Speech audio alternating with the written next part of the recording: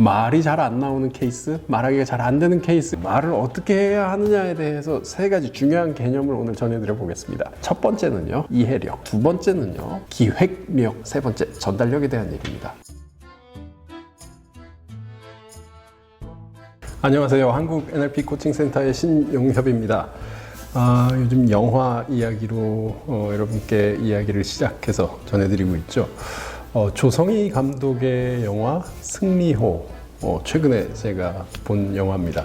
이 영화에 보면요, 송중기, 김태리, 진성규, 그리고 류혜진 배우까지 나오더라고요. 처음엔 잘 몰랐는데 목소리를 듣다 보니까 류혜진 배우입니다. 정말 좋아하는 배우입니다. 정말 익살스럽고 연기의 깊이, 재미, 표현 아주 좋은 훌륭한 배우죠. 이 영화의 제목 승리호는 실제 영화 제목이기도 하지만 영화상에서 등장하는 중요한 기계라고 불러야 될까요? 이 승리호는 다른 게 아니라 쉽게 얘기하면 우주 분리수거 쓰레기 차입니다. 쓰레기 차라고 하니까 좀 여러분 실망스러우실지도 모르겠는데 영화 보시기 전인 분들은요, 우주 공간에는 굉장히 많은 쓰레기가 있다고 합니다. 제가 영화 보기 전에 미리 봐야 하는 영상으로 추천받은 자료가 있는데 유튜브에 안될 과학이라고 하는 채널로 연재하고 있는 자료입니다. 여기 보면요, 여기 나오시는 분들도 대단한 분들이신데 우주에 둥둥 떠다니는 쓰레기가 굉장히 많다고 얘기를 해요. 추산해 보면 좀 큰 것들, 크기가 큰 거, 아니 위성이라 부를 만한 것들 혹은 우주 자연물 정도로 불리는 좀 규모가 큰 것들 정도로 했을 때 한 15,000개 정도가 둥둥 떠다니고 있다고 하고요. 그 중에서 상당한 이것들 말고 한 10,000개 정도 가까이 되는 것들은 지상으로 다 떨어졌다고 합니다. 근데 이 얘기가 참 놀라운 얘기인데, 우주 쓰레기 자체가 우주 지구 궤도를 둥둥 떠다니면서 회전하고 있는, 마치 지구를 공전하듯이요.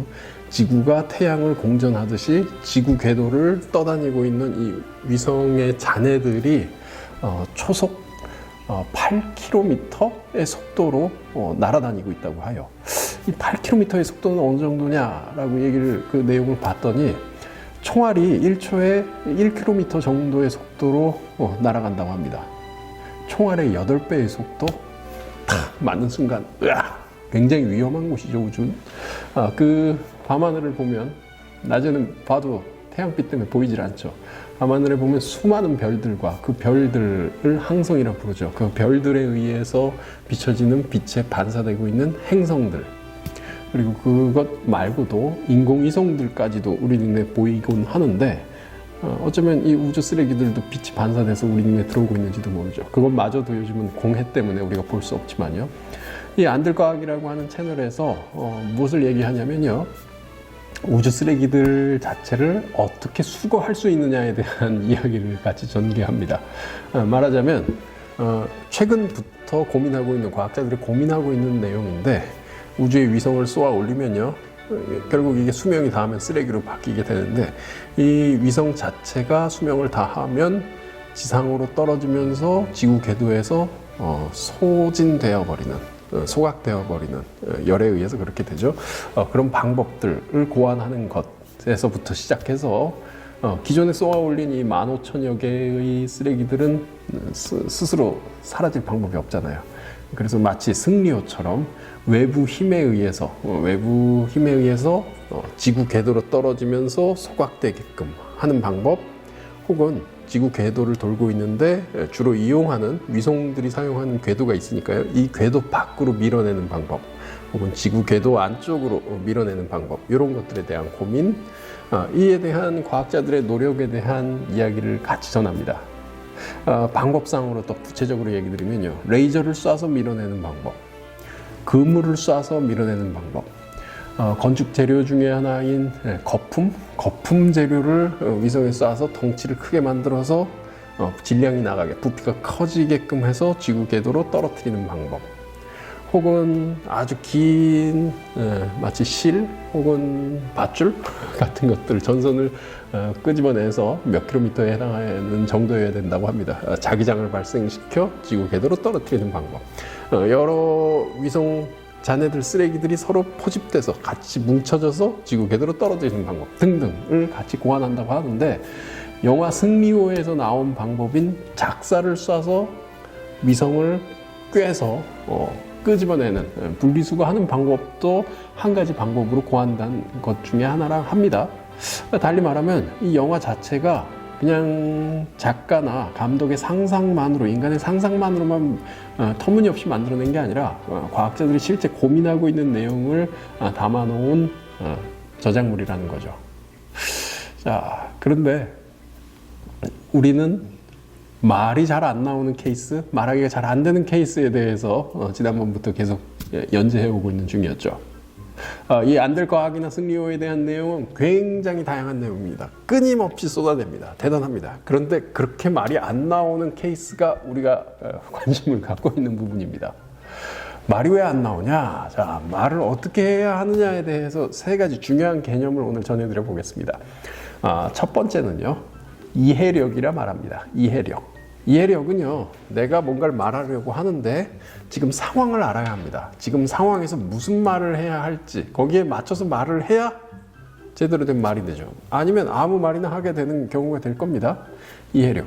혹은 상대가 한 말이 있을 겁니다. 상대가 나에게 뭔가를 물어봤을 수도 있습니다. 거기 맞춰서 그게 뭔지를 이해하고 알고 거기 맞춰서 말을 해야 제대로 소통이 될 겁니다. 첫 번째, 이해력. 자, 두 번째는요, 내가 뭘 말할지 떠올릴 수 있어야 하는데 이걸 가리켜 기획력이라 말합니다. 기획이란 생각 속에서 뭔가를 떠올린다는 말이죠. 뭔가를 떠올린다. 어떻게 떠올리냐? 기획. 뭔가가 질문이 있거나 뭔가의 상황이라면 나는 뭔가의 재료를 끄집어내야 됩니다. 그러기 위해서는 재료가 있어야겠죠. 두 번째로요, 이건 더 중요한 건데, 내가 뭔가를 떠올려서 말을 했다라고 치면 그 말을 들은 사람들이 받게 되는 영향이 있습니다. 그 영향이 있다라는 말은 내 말을 듣고 어떤 결과가 만들어진다는 거죠. 내 말에 따라서 내 주변에 어떤 결과가 만들어진다. 이 결과가 뭔지를 염두에 두고 생각을 하고 거기 맞춰서 어떻게 말할지를 생각해내야 합니다. 이것도 기획의 범위에 포함이 됩니다. 포함이 된다면 그것 자체를 어떻게 할지를 우리가 구사를 해야 되겠죠. 그래서 세 번째 개념, 중요한 개념이 전달력이 등장하게 됩니다. 전달력. 어떻게 표현할 것인가. 소리를 내는 것도 물론이거니와 소리를 내는 데 있어서 적절한 몸짓, 표정, 손짓, 몸을 사용하는 것, 제스처까지 어떻게 활용하느냐에 대한 것을 우리가 알고 쓸 수 있어야 합니다. 예를 들어 오늘 뭘 먹을래? 예를 들어 이런 질문을 받았다고 치죠. 아무 대답도 안 한다고 하면 어떨까요? 혹은 이 문제에 대해 어떻게 생각해? 라는 질문을 받았다 치죠. 역시 아무 대답도 하지 않는다면요. 그것도 좀 그렇죠. 혹은요, 뭔가를 말해야 되는데 전혀 움직이지 않고 아무런 표정이 없는 상태에서 말을 하는 이런 식의 목소리를 구사한다고 하면 어떨까요? 그게 맞는 상황이라면 그것도 좋을 겁니다. 그런데 몸을 조금 움직이거나 표정을 좀 지으면서 내 감정을 좀 표현할 수 있다면 상대와의 소통은 좀 더 나은 결과로 바뀔 수가 있을 겁니다. 자, 세 번째, 전달력에 대한 얘기입니다. 지금 얘기 드린 이해력과 기획력, 전달력 세 가지 있어서는, 이 세 가지 요소에 있어서는 연습이 가능합니다.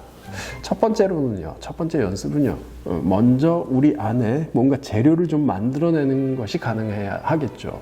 그걸 선택할 수 있습니다. 그걸 위해서 제일 쉬운 방법은 책을 읽는 것. 책은 정말 좋은 정보의 보고입니다. 못지않게 아까 얘기 드린 영화를 보는 거나 유튜브 영상물을 보는 것도 좋은 경험 중에 하나입니다. 그런데 그것보다도 더 좋은 재료는요, 직접 내가 겪어보는 겁니다. 직접 겪어보면요, 보이는 것, 들리는 것, 몸으로 느끼는 것, 그로 인해서 느껴지는 감정들, 이것에 관한 총체적인 경험을 하게 됩니다. 더 많은 정보를 갖게 된다고요. 이 정보들을 내가 말로 표현만 해볼 수 있다면 그것이 연습이죠. 내 안에 정보를 좀 쌓는 것, 그걸 말로 표현하는 것. 이게 한 가지 연습입니다. 좀 해보세요. 해보면 됩니다. 혼자 할 수도 있습니다. 혼자 허공에 대고 저처럼 영상물을 촬영하면서 말하기 연습을 하는 것, 이것도 좋은 연습입니다. 자, 두 번째 연습은요. 여러분이 말씀하시고자 하는 그 주제를 누군가에게 말했을 때, 아까 표현드렸던 의도에 관한 그 내용인데요. 누군가에게 어떤 영향을 미칠지를 한번 상상을 해보시고요. 의도를 한번 그림으로 그려보시고요. 그걸 내 주변 가까운 분들, 가족이나 친구나 그 밖에 동료나 여러분들께 한번 적용을 해보십시오.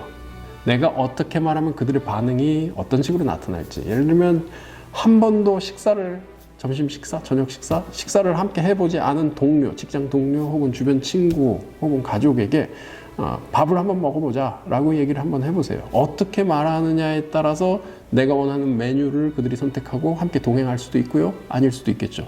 돈은 내가 좀 내보세요. 하나의 수업료로 생각해 보셔도 좋을 것 같습니다.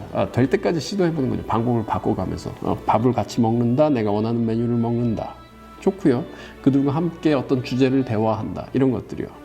근데 이게 쉽진 않을 겁니다. 그래서 제가 생활 속의 NLP 세미나라고 하는 제 세미나를 화요일 저녁마다 운영을 하고 있습니다. 이 세미나에선 내가 뭔가를 말해보고요. 그에 따라 사람들이 느끼는 것이 무엇인지, 그 내면에서 일어난 현상을 있는 그대로 표현하는 과정을 연습합니다. 이걸 피드백이라 합니다. 이거가 자연스럽게 연습이 되면요, 내가 의도한 것이 상대에게 제대로 전달이 됐는지, 다르게 전달됐는지에 대한 경험을 쌓아갈 수가 있습니다. 이 경험이 쌓이면 앞서 얘기 드린 이해력, 기획력, 전달력에 대한 총체적인 말하기 연습이 진행이 되면서 여러분의 언어 생활이 좀 더 발전되고 변화될 수 있을 겁니다. 자, 직접 한번 몸소 경험해 보시기를 권해드리겠습니다. 이 두 가지 연습 고맙습니다.